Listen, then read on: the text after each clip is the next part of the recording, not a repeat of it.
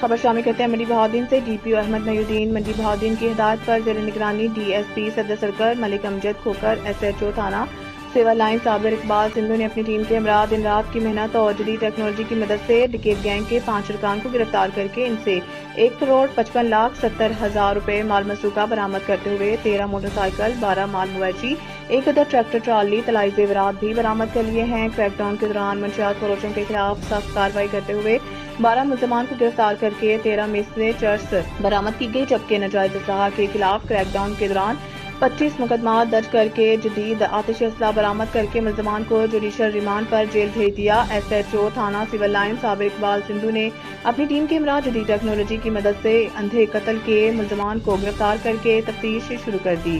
D P او احمد محی الدین نے تھانہ civil line کے ایس ایچ او صابر اقبال سندھو اور ان کی ٹیم کو تعریفی سرٹیفکیٹ اور انعامات کا اعلان کیا ہے۔ رپورٹ رانا محمد نعیم، چیف رپورٹر، پاکستان۔